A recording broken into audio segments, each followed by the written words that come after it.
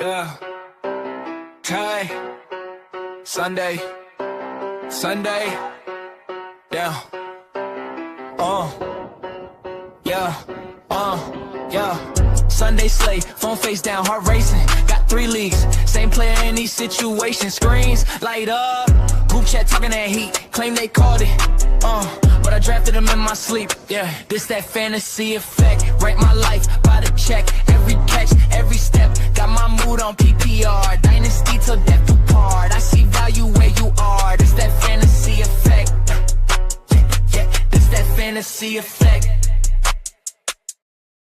Yo, what's up, everybody? Thanks for tuning in today. I know we normally do Dynasty content. We're focusing a little bit more on redraft stuff today, just because a lot of home leagues are going to be drafting these next couple of weekends.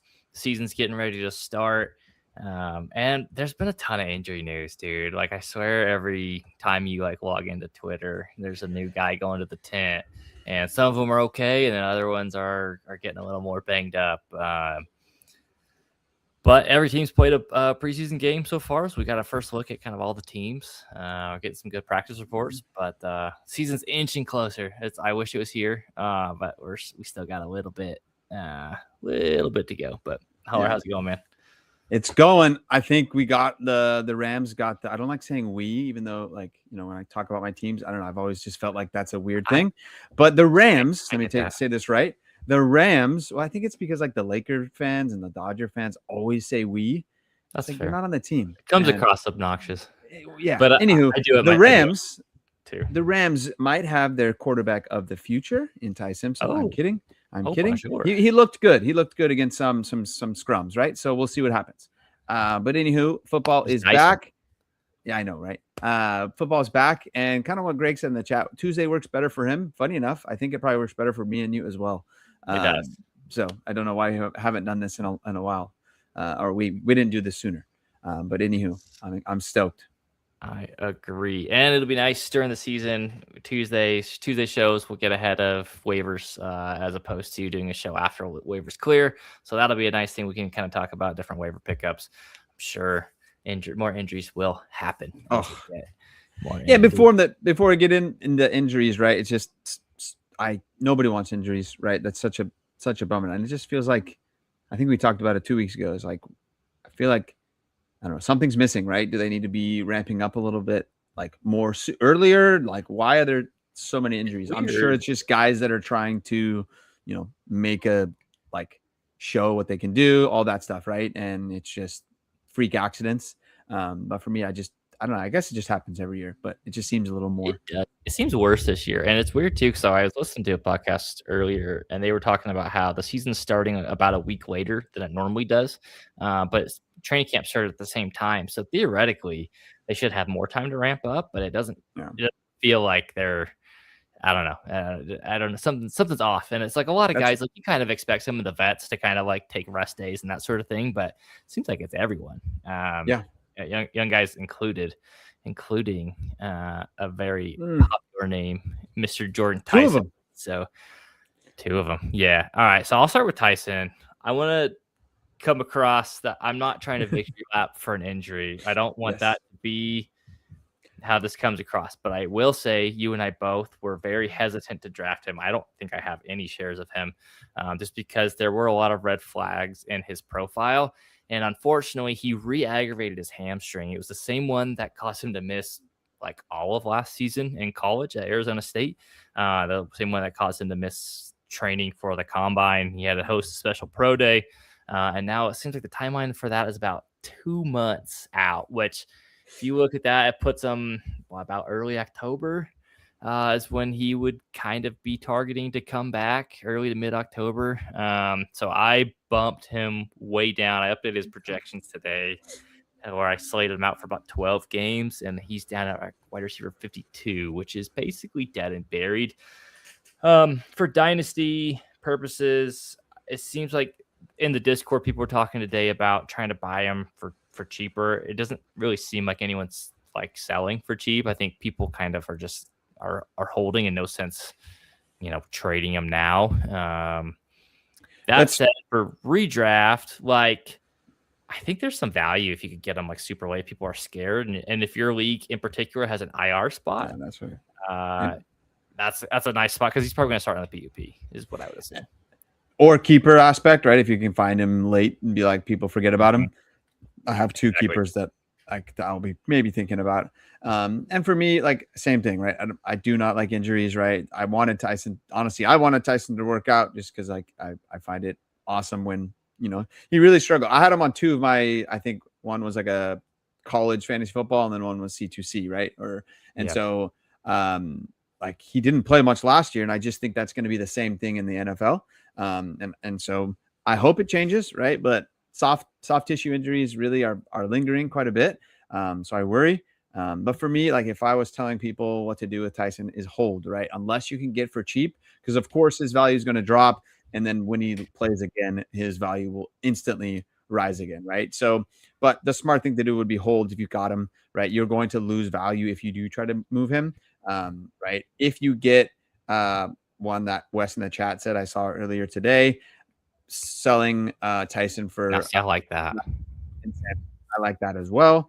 A lot of people, that's a very they're both Tyson and Rashid Rice are very polarizing, right? You either hate or love the guys, so it's either you're in or out, really. And so to me, I like that one. Both volatile, pieces, right there. And then Samson, I think before the injury, Tyson and Rice were pretty equal in value, or maybe Tyson was above. I think so.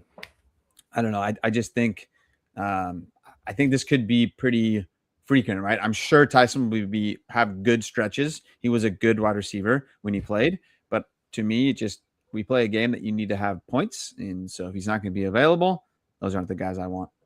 That's the thing. There was issues when he was on the field, and there were plays where he wasn't designed to get the ball, where he just didn't look interested in what was happening. But when he was on the field and engaged, I mean, he's worth a top 10 NFL pick. Like he's a fantastic talent when he's locked in. Unfortunately, the hamstring is a bummer. He was already kind of like ramping up that hamstring in the offseason program. Now he re-aggravates it. The chance for him to try to come back even in October, like they probably will want to be cautious with him. So even if he comes back in October, I bet he plays on a snap count. It's probably going to be, I'd say, closer to November by the time he's actually playing a healthier Week workload. 10, and 11. He is a rookie is the other thing too. So, and he missed a lot of the offseason training program as he was kind of limited. So like, it's not like he's like a vet. He could just come in and knows the system already. Like he's still learning. So I don't have super high expectations of him. At least not this year. I think kind of from a dynasty perspective, you do have him. I think the play is to hold him until he's about to come back and then try to trade for him that first week he's back. Yeah, buy trade him away. Yeah. In terms of the Saints here, I don't really think it changes anything for Tyler Shuck. I love Tyler Shuck this year. And I love that whole offense. So, but who do you think would step up? I think Juwan Johnson, right? I think because he was kind of the second pass catcher in that offense. I also think some of the passing opportunities will flow through to the backs, whether it's Travis Etienne or still feels wrong to say it, or Alvin Kamara. I think sneaky Devon Vele. If you're a best ball bro, I think he's a nice little dart throw. I wouldn't feel good putting him into my lineup. But I think Juwan Johnson's probably the biggest name that's going to benefit here. Him and Shaq so somebody have a nice rapport. So somebody for like redraft would be Juwan Johnson, and then obviously your deeper best ball leagues. I think maybe Vele. I don't know. Maybe one of the rookies. I don't really think so, but possibly. I don't think Barian Brown is going to be much. I don't think Bryce Lance. Anybody? Bryce Lance. Thank you. Whatever. The Barian Brown slander. You know what? I'll say this about Barian Brown. He's a heck of a returner. So he'll get them. He'll be on the 53 because he's a good kick returner. Yes. There's value in that if you're on the roster. So. He was high. I laugh because he was higher. I think back in maybe 2024, he was higher than like Tyson and some other guys in Debbie circles. There was a time. So because he started at Kentucky when Barian Brown was like the wide receiver, like 3.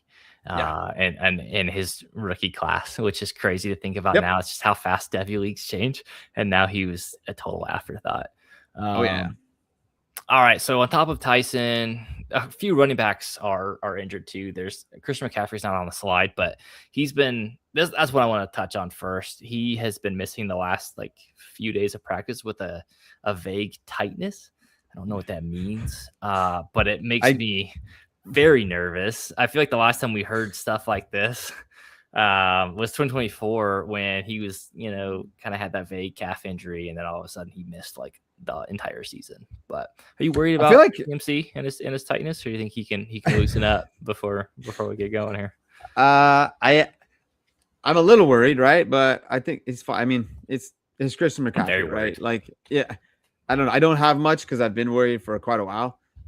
So he's not somebody. So I've had options, right, in different either best ball, redrafts or just a straight up redraft. And I've shied away, right? There was one time where I was thinking between I think it was even a little bit of juiced running back, and I think I went Puka over, which is funny enough because Puka maybe get suspended as well. So he may miss some time, but I just felt more comfortable with Puka than Christian McCaffrey, right? So I am worried, right? But I think with all said and done, it'll be fine, I guess. I don't know.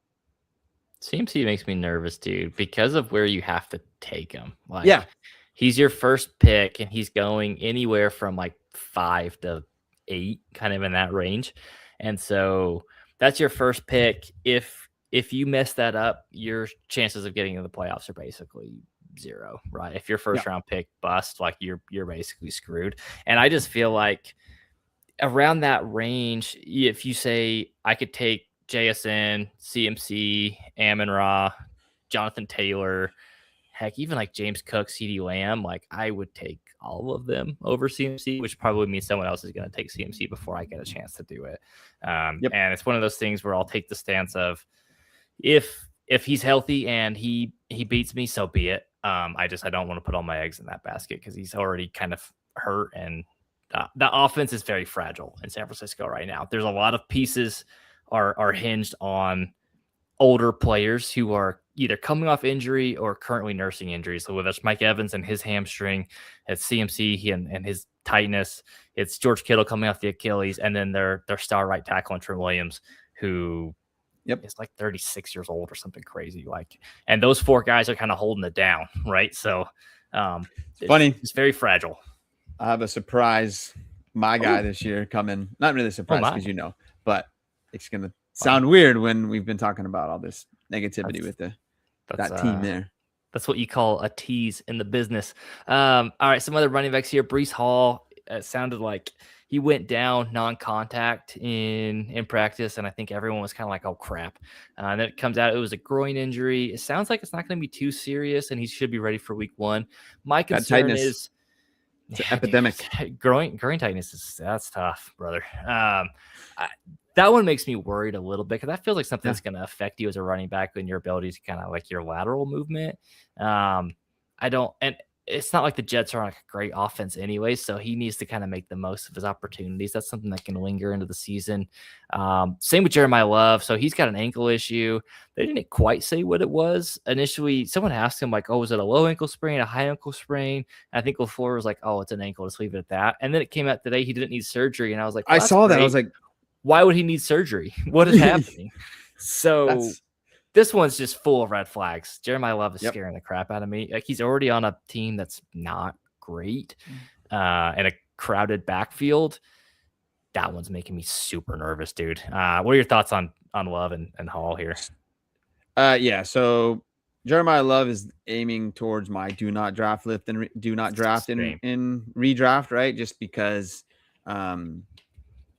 well, one, I don't really trust the head coaching and all the coach speak, right, coming out of like how they're going to play their guys. Like, I know they wanted Jeremiah Love to, earn his way there. But now with the injury, I think it's going to even hinder more to when he is going to be that main workhorse running back, right? So for me, I think I want to call the whole year. There's no way the whole year is going to be a wash, but I feel like with him going in like the end of the second, early third, really hard to trust that type of running back if he's not even going to be the 1A, right? To buy him or to draft him that high.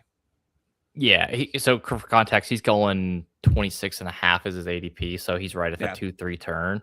Like, there's just guys that I think you could feel more confident in, like Devontae Smith, Chris Olave go in that range. Incidentally, the running backs in that range are sketchy. It's him and Brees Hall. And then if you want to go a little bit later, it's Kyren Williams. But I was going to say probably Chase Brown's a couple spots ahead of him, right? Is he like Chase the Brown's teens, closer late teens? to no, he's like, dude, he's like at the 1-2 turn. Chase Brown's like ADP 14 right now. And I almost put we'll him get as into that in a minute. The running backs are going crazy boosted. I almost put him as like one of my guys this year, but I couldn't because he's like going in the first, second round. So I love Chase Brown, but yeah, yes, agreed. He's going super high. His price he's priced at him being good. And then for me, Brees Hall is I'm cautious there. I'm watching what's happening over the next week or so, hoping I don't have to draft. I have two more home leagues, right? So I'll wait on that. But for me, if you have to make decisions now, just man, go elsewhere. That's what I'm saying. I think there are other options that are better in that same realm, and maybe you could go, pile up another wide receiver and then go a little bit farther and get yourself I don't know, David Montgomery, maybe. I don't know if he's around the same spot as Brees, but like if you wait a little bit, I still think you can get yourself a solid running back too. Monty's a good 2 rounds later, and I think and him and Swift too. I think you can wait. Yeah. Even Travis Etienne, I think you can wait on those guys. Or if you want to take a running back that you're dead set on it, Kyren Williams goes in that area, and I think he's on a good offense. I think I'm taking the approach this year with the Jets. I'm just not going to touch him, dude. I'll let someone else fall on that sword. And if Garrett Wilson and Brees Hall have top 5 seasons, that's an outlier season. Good for them. Spike the ball. You did it. I feel like probability speaking, they're more likely to disappoint you. Especially since Brees is already injured and Frank Reich is a terrible offensive coach. That's nothing new. Kyle Monangai, his is a little concerning too. He got banged up. I think he has a hyperextended knee. He's gonna be out a couple weeks. They didn't say anything about his week 1 availability. Swift through the roof, baby. Awesome for Swift. But Monangai, I don't think that's one that will be an issue long term. I think once he's back, he'll be back. I don't think it's like Jeremiah Love's ankle where that might kind of hinder him. I think Monangai, once his knee's good, I think he's good. So I already liked drafting Monangai quite a bit, and he's going. Where is he going? He's running back 36, ADP's 99, so he'll probably drop even lower if you can get him in the 100 teens or so, which is around 11. I think that's fantastic. Even if he sits out the first week or two, I think he'll be good, and that's a good offense. Yep. But any thoughts there? I think for Monangai, right? He's somebody that if you were maybe, I don't know, ignoring. I don't like calling it zero running back, but if you're doing a zero RB, right, then that would be a guy that I look for. I'm a little more cautious now that he's not going to be there the first couple of weeks, but I think later on in the season he'll be fine, right? Because they're going to want to move him or use him as well to kind of leave Swift more fresh, right? So as we saw last year, he was getting on pretty good at the end of the season, Monangai. Yeah. So I think he's a good player. More of that. I will say I am worried about him. I have actually you're in the league too. We have that chopped league on Sleeper, and I went 0 running back, and he was my RB2, and I'm like, well, this could be it, boys. We could be done week 1. Just got to make it 1 week. Suit up. Yeah. Just got to make it 1 week. As long as you're not last. Pick up. All right, a couple olds signed with some new teams this week. Keenan Allen. This one was the one that was probably more devastating to me as a Josh Downs stan.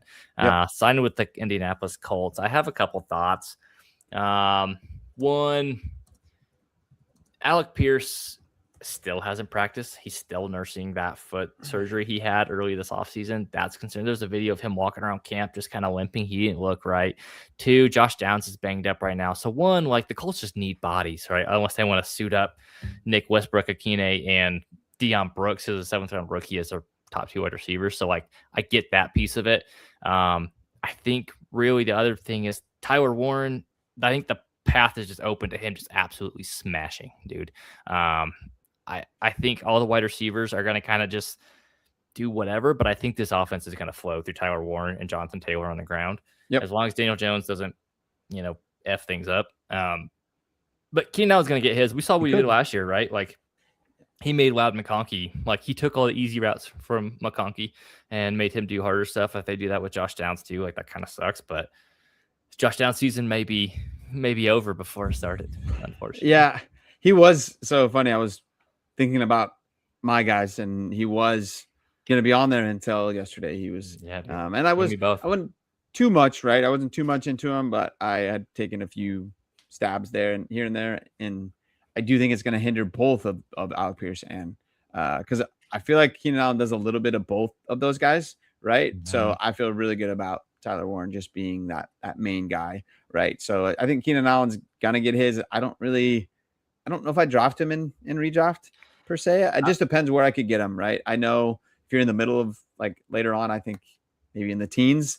But I think some people are gonna remember Keenan Allen being Keenan Allen and you're gonna overdraft him. So for me, I just don't think I'm going to get him.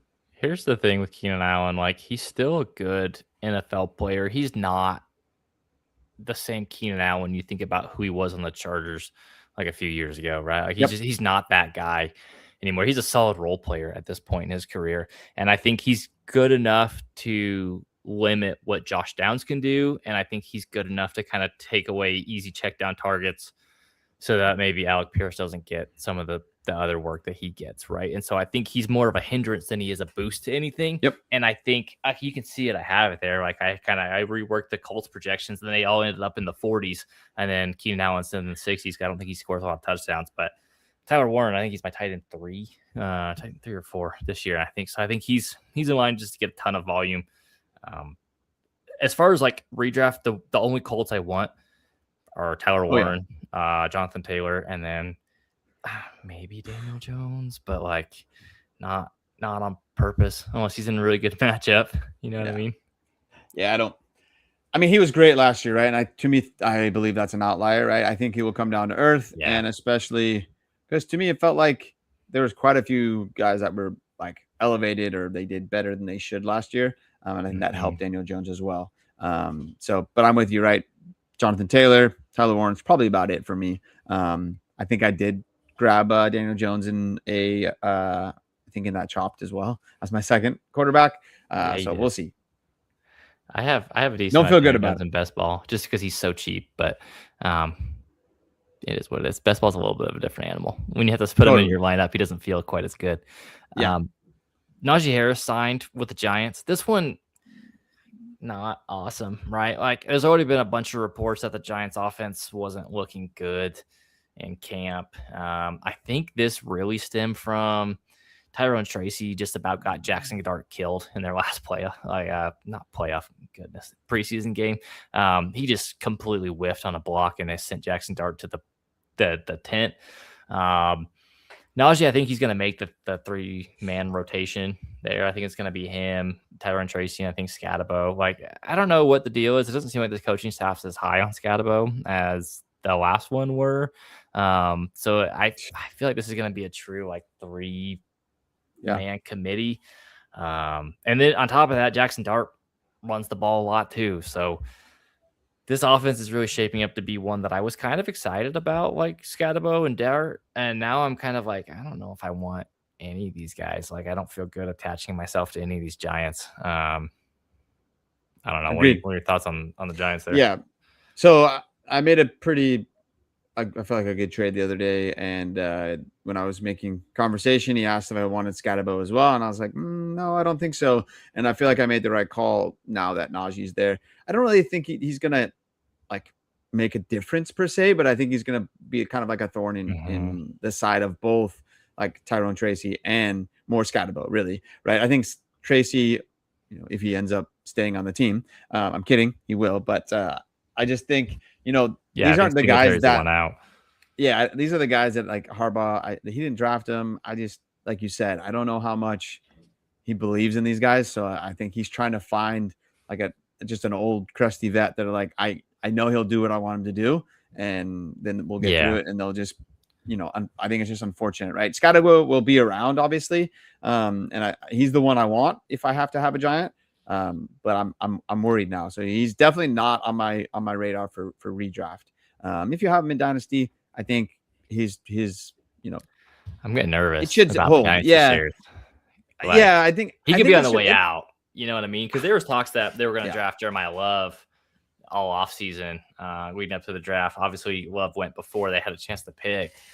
I'm curious what would have happened. Like it feels like next year's class too. Like I think they have a few picks. Like there's a decent chance Gatto could get replaced next year, especially if Harbaugh and Nagy are still there and they don't like him. Yeah, there's a good chance these guys could all be out the door, which is a little sad. Sucks, but yeah.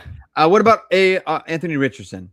I don't know. I personally he's think around. He will, I personally think he will.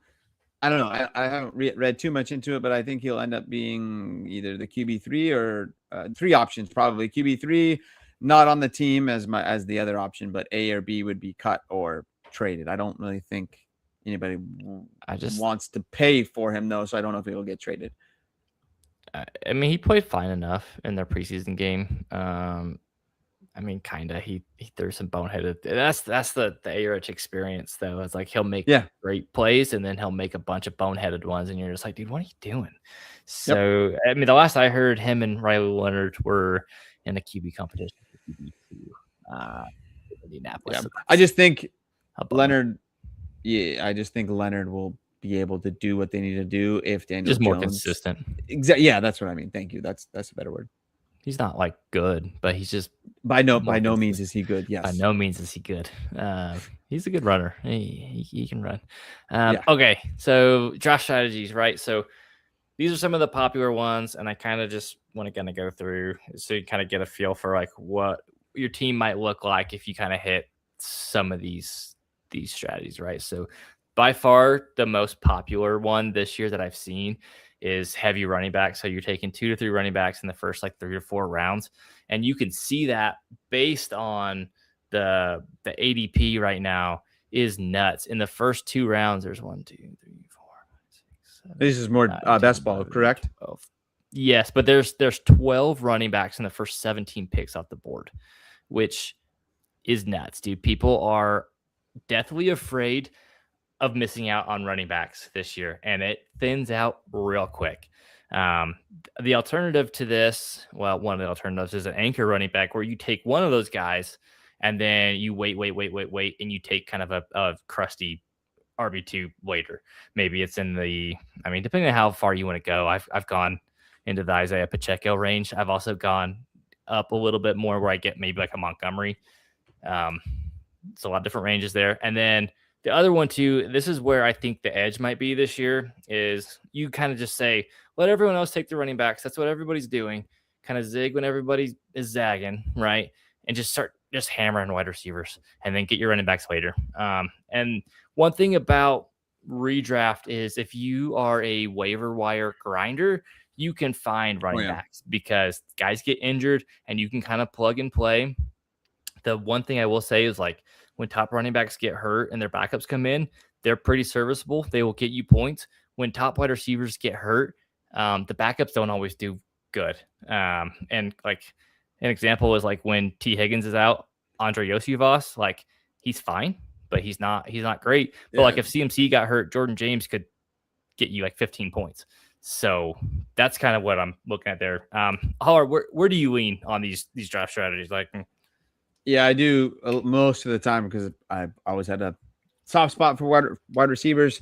But I usually either do like an anchor running back or I'll do elite tight end and elite wide receiver. So double elite.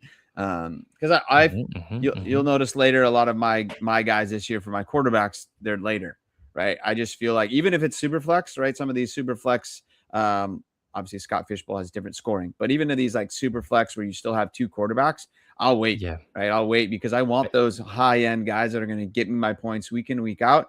And I don't have to worry if like, okay, I'm going to put that guy in my lineup. Who's a good one? Like, I don't want to, sorry, Nick, but like Michael Wilson to me seems very volatile, right? Like I just don't feel comfortable and be like a week in, week out, he's going to get me 10 plus points, right? That type of guy. I don't know. That's the first one that came in my mind. And because I've had that option. And 2 seconds later, Holler just dumps all over Michael Wilson. So all I'm saying is that either he can be good or he's just more of a volatile player, right? So I like to not have to put my eggs in that basket there and be like, okay, that will be my first wide receiver taken, is more where I'm going for. Yeah, I've been taking a bunch of wide receivers early. I think that's the way to go about it, and just kind of banking on running backs generally get hurt, and the way you can kind of Yep. get leverage on if you're in a big tournament in best ball, or if you're just even in a home league, like if you let's say you have like one of the top 5 picks and you go Puka, the way you can get leverage on the Jahmyr Gibbs and Bijan Robinson managers is you take a bunch of wide receivers and you grab Brian Robinson and you grab Isaiah Pacheco later. And if those top guys get hurt, well, guess what? Now you had the better first round pick and you have the guy who's scoring points in that backfield and they're getting nothing. Right. So that's generally where I'm at. I generally play a little bit more contrarian. So whatever the general consensus is, I try to do an opposite approach. I think elite quarterback this year too is weird because Josh Allen's going in like the 3rd round, and then guys like a tier below him, that's like the Jaden Daniels, Lamar Jacksons, Joe Burrows, Jalen Hurts, whatever. They don't go to like the 5th round, and it feels like there's not a big enough gap for Josh Allen to warrant 2 rounds difference. And that's the one I can't get on board with Josh Allen this year. As good as he is, like I just feel like that's a weird one.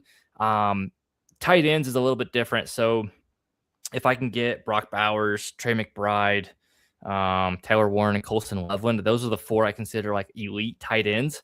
I will take one of them all day. If I don't get one of them, I am probably waiting until closer to the end, right? I don't like to get kind of guys in the middle as much as I like.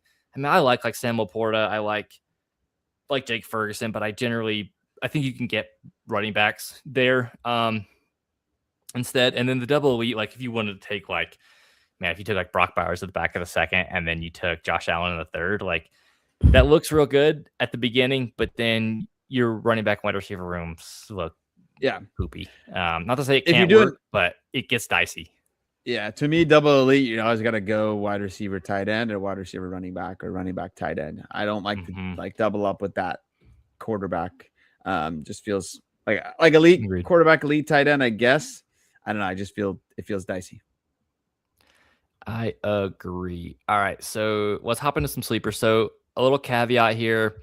Sleepers can mean a lot of different things. The kind of approach that we took was basically guys after pick like 100, 110 or so. So basically round 10-ish or later is kind of how we're going here. I have a few lists here. However, I know you do too. We can kind of go back and forth a little bit.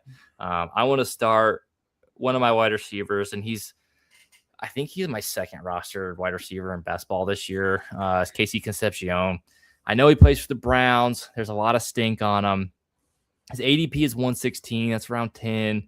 I will say this: no other wide receiver that was drafted in the 1st round of the NFL draft has gone this late, other than Concepcion and oddly enough Omar Cooper this year too. But that's a little more understandable considering his negative press. The one thing I will say about Concepcion is that he's looked awesome. The reports out of training camp in Cleveland have been glowing about him and Denzel Boston, frankly.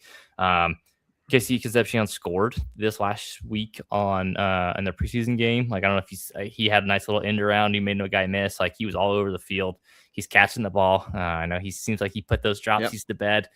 KC feels like a lock to get 100+ targets, and he's going super late.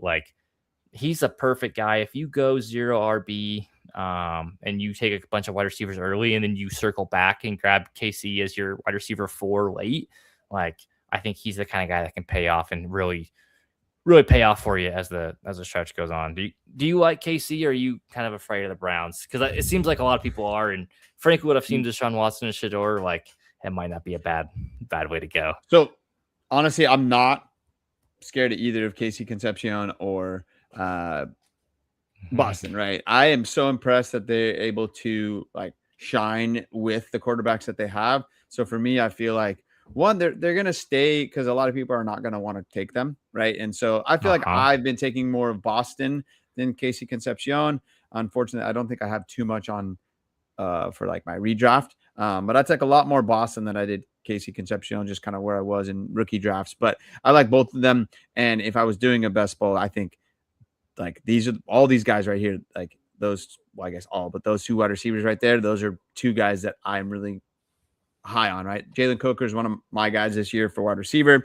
I think I was able to get him in like 2 of my charity best balls in like the 11th, 12th round, right? Of these are 12 team leagues, right? So just right and kind of in line with that ADP right there. And that's, I think, one of my flex wide receivers, right? So I just feel really good about that as like, yes, I know that's still in the same line of a boomer bust guy, but that is my 4th wide receiver versus maybe my 2nd or 1st wide receiver. Yeah, DJ Coker. So he's wide receiver 56 off the board, ADP 129 overall. I think that the thing that's nice about Coker, and I think he has going in his favor. So the Panthers starting right tackle is out for an extended period of time. Their offensive line's down and out. Chuba Hubbard is banged up right now. Jonathan Brooks is there, but I don't know how much they want to just give him a full workload coming off the multiple ACL surgeries. Their defense is horrendous, and they've lost a couple of their better players on defense too. I think the Panthers are, as much as they want to run the ball, and Dave Canales kind of likes to do that ground and pound and kind of hide Bryce Young. I think they're going to have to throw. They have a tougher schedule. I think they're going to have to, and their 3rd round rookie Chris Brazel, I almost blanked on his name there. He got injured already too. It's Xavier Legette is the 3rd option there. Not a lot that scares you about that. I think Jalen Coker, nobody at tight end are going to, I mean, Darren Waller's there now, but like nobody. He's fine, right? Like I think Coker, they should throw the ball a lot more, and he should see a ton of targets. I think I put him down for like close to 100 targets, nice. Which and around like it seems a lot or so. It does seem like a lot.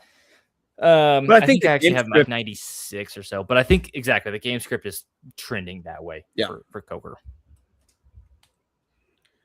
Sorry, I thought you were going to say something else. No, you're good. No, yeah, at the 12th round there, boom, smash, right? Like, and I think, was there anybody else in that same range for me that I was going to hit on? I guess Wandell would be another one, right? I think Wandell. I think he goes a little bit later, but same exact line of thinking, right? Tate, is he struggling a little bit? I don't know. Probably not. There's probably just some smoke there. But I just think Wandell is going to be get you 3, 4, 5 yards here and there just to get Cam Ward, feeling good. So I just think he's going to rack up a lot of targets and, PPR that's going to get you points there.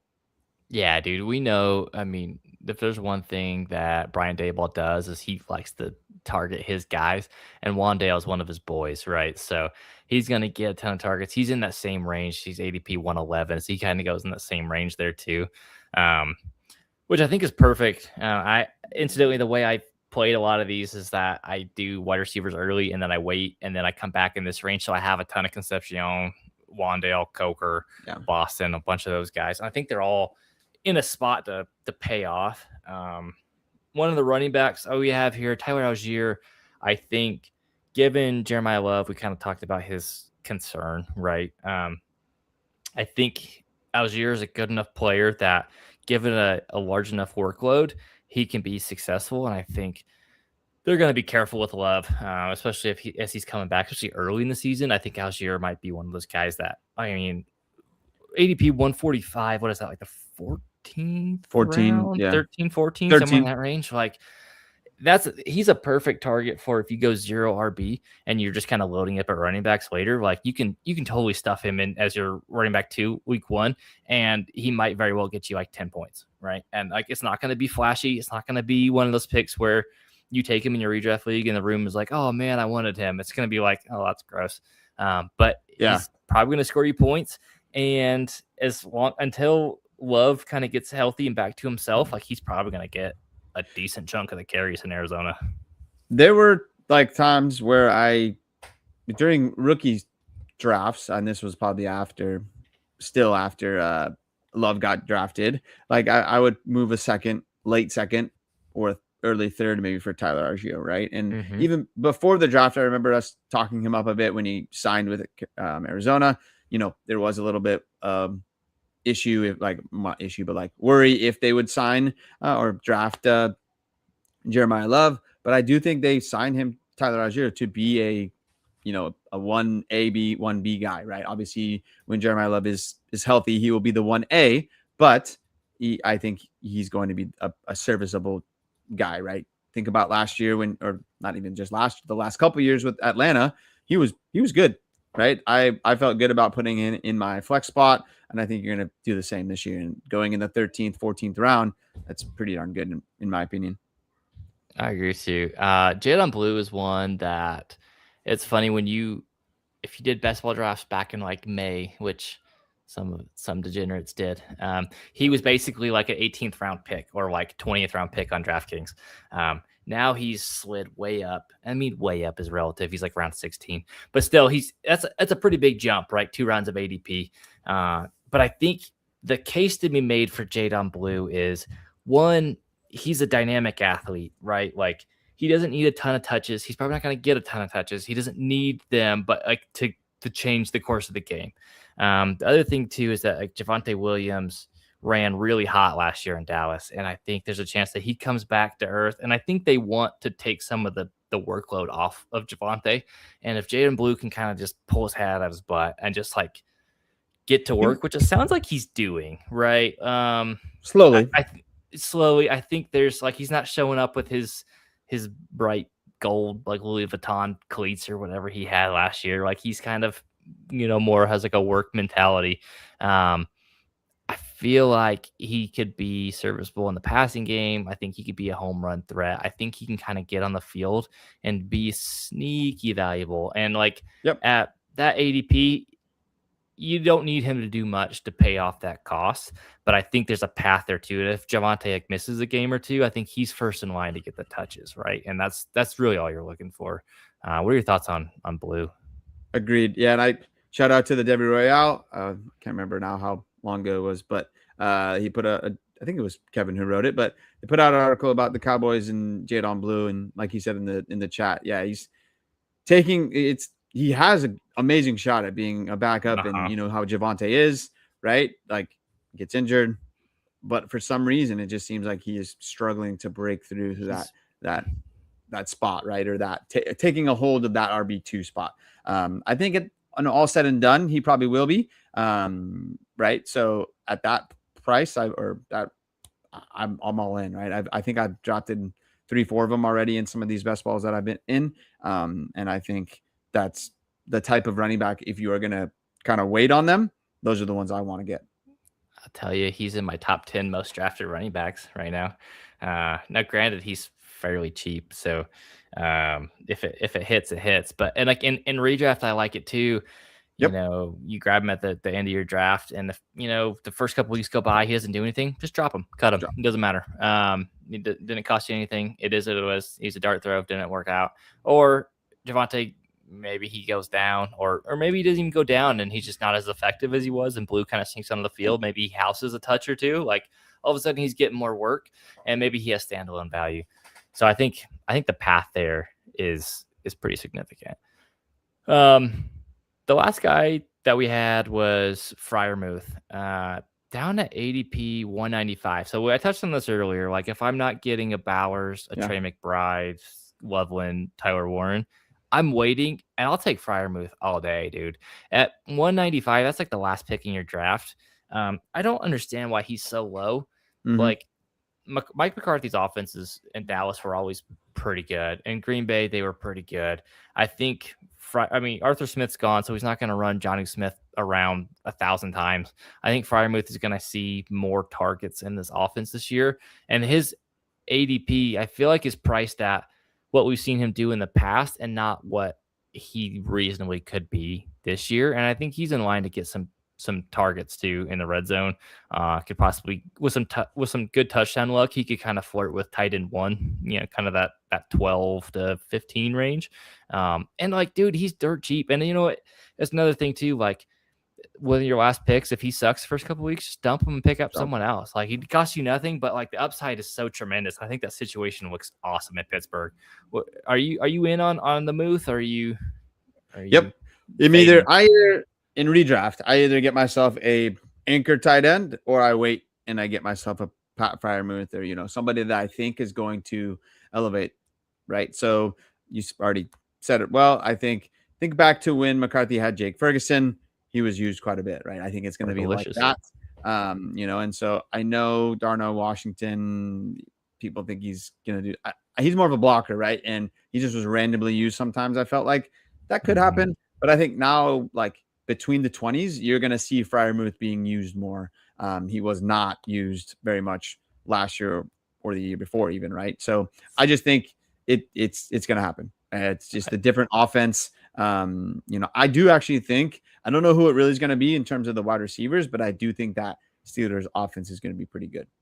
I do too. None of them are like sexy picks, right? Like all the Steelers, right? But I think they're all can kind of pay off at their ADP. Their ADPs are kind of priced like they're going to be a really bad offense, which I don't think is the case. I don't agree. I think Metcalf, Pittman, Warren, and Rico Dowdle, and then Freiermuth. I think they all are going to pay off their ADPs, and all reasonably could have been on this list. So now, don't get me wrong. I'm not saying like the Steelers are going to be a top 5 offense, right? I'm saying it's going to flow fine and they're going to get you points, right? But I think the way that like they're being drafted, it seems people think they're going to be a bottom 10, which I don't think that's exactly. I think they're being priced like they're like a wider, they're like a 25 to like 30 offense, but in reality, I think they're closer to like a 15 to 20 offense.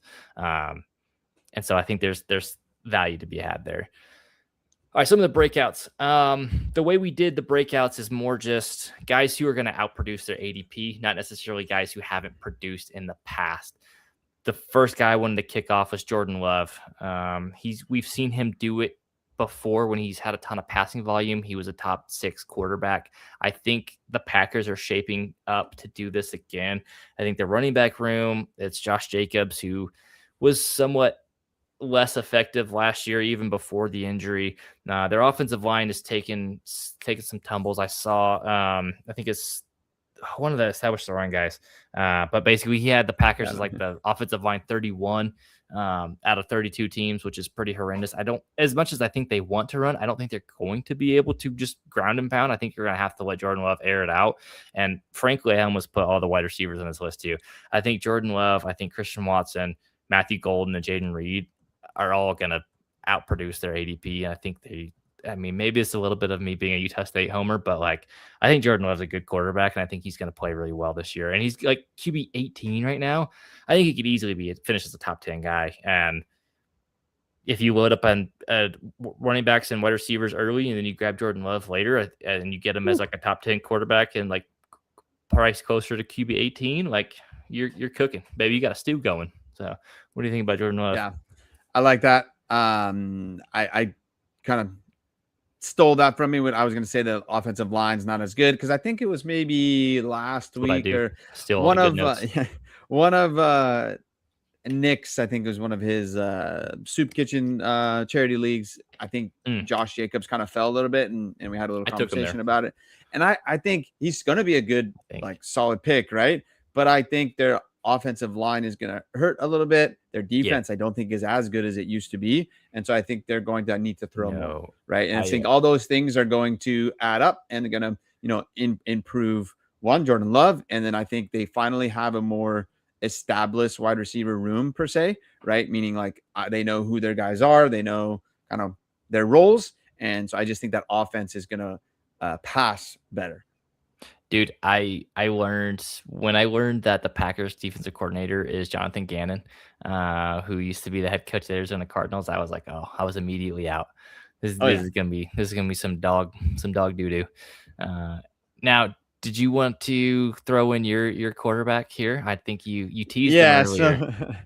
So Brock Purdy, right? You can have the numbers better for me, but it seems like in the this last week I've been doing like 3 or 4 charity leagues, right? And I've landed on Purdy almost every time in I think it was like the 6th or 7th round, and this was all super flex, right? And so just in the middle of the draft there, I think that was my first quarterback. I had loaded up on some wide receivers, and then I felt good about my running backs, and like him, Purdy, and Tyler Shuck, both for me. And Shuck you can get even probably 4 or 5 rounds later.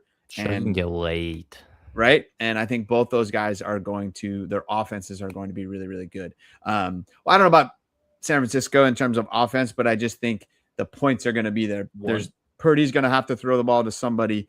They're going to dump it off to CMC if he's healthy. There's just a lot of, I think, and just Purdy's good, right? If you think about year after year, right? It's not anything new with the 49ers. They have injuries over injuries over injuries every year, and Purdy just steps up and does it, right? So I feel good about it. Purdy just does the thing. One note on Tyler Shuck is he's like QB 20 off the board. Their week 1, they play at Detroit, who is housing like half a defense right now. That game is on the line for a shootout. Like that could. He's a solid start, especially if you're going to kind of try to stream quarterbacks. Like Tyler Shuck, Jared Goff too. And if you want to pair, Goff too. But if you want to pair Shuck with Purdy, which I think you can reasonably do at their ADPs, Purdy I think they play the Rams week 1 in like Australia. So like if you wanted to take Shuck and kind of play him week 1 and then switch to Purdy after the fact, like I think that's a good way to go. Running back Ramondre Stevenson, I've been out on Travion for a while.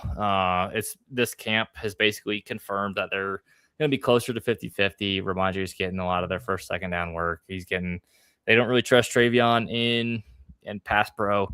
They're going to kind of be a committee. I think Ramondre he's running back 28 off the board right now, down at like ADP 71. He's one of my guys that I will take all the time when I go zero running back because nobody wants him. He's an unsexy name, but like he's a darn good player. He's a darn good player. I don't have a ton of analysis other than he's good. And I think the Patriots offense is going to be really good this year too. And I think he's going to benefit a ton from it. Are you in on Ramondre or are you more of a Travion guy? No, I'm in on Ramondre. I think I actually traded for him today. I sent a second and a third for Ramondre and Jordan Mason. Just bolstering my running back room there. Felt like my team is pretty darn good. So hopefully I can try to take down Ron in that league. Real quick with Shuck and there's a lot of injuries, right? I think there's a lot of injuries everywhere. If you think back to last year, he wasn't really throwing it to some all-star wide receivers then either, and he was pretty darn good. So I think he will be just fine with Olave, Juwan Johnson, and then if it is Bryce Lance and Travis Etienne, and Devon Vele too. Like I think is going to get targets before those guys. Fine. So I wouldn't worry. I just think the offense is good, right? And I want the quarterbacks that I think that offense is going to flow well. Even if they're losing some people, right? It's just their head coach is good and their offense like flows well. That drop somebody in there, and I think it's going to end up being around the same points. And they play fast is the other thing too. Yep. So there's a ton of plays. So even if all the plays even if they're not overly effective, they play a ton of snaps and those add up. I didn't realize we added 2 Patriots. Maybe I'm goodness. I feel secretly dirty a Patriot. I don't know, man. But Romeo Doubs, I just think he's wide receiver 52 off the board. There's all that talk about AJ Brown, and I get it. Like I like AJ Brown this year too, but I think defenses are going to focus on that. Romeo Doubs is a red zone monster too. I don't know if it's his big ass helmet he wears, but like has to be, dude. He gets just like quarterbacks just find him in the end zone. He just happens. I think he's a good chance to fall into the end zone about 8 times. And I think that's all you need for him to outproduce a wide receiver like 5 spot, right? Like I think Romeo Doubs is a stud. And then Britton Strange, I've come a long way on Britton Strange. I used to be a hater, and now I'm putting him as a breakout. He's another guy too that like if I miss out on the elite tight ends, like he's one I'll start to target because I think he's going to be on the field a ton. There's a lot of wide receivers kind of moving around, but I think the one constant is Britton Strange. He's going to be the one guy that's on the field all the time. And Trevor Lawrence. Oh, Trevor Lance. That was interesting. Trevor Lawrence likes Britton Strange, and I think they're going to play a ton of 2 tight end sets. And Strange kind of does it all. He's got a new contract, and frankly, he just needs a little bit of injury luck, and he can finish the season as a top 8 tight end. Oh yeah, agreed. Same exact argument for Pat Freiermuth, right? And they went out and they signed Borchurker, whoever his name is, or drafted him in the 2nd round, right? For me, they got him to block. Okay, they got him to block. Super good blocker. Brenton Strange going to take the passing. To me, like you said, the one constant in that offense on the passing.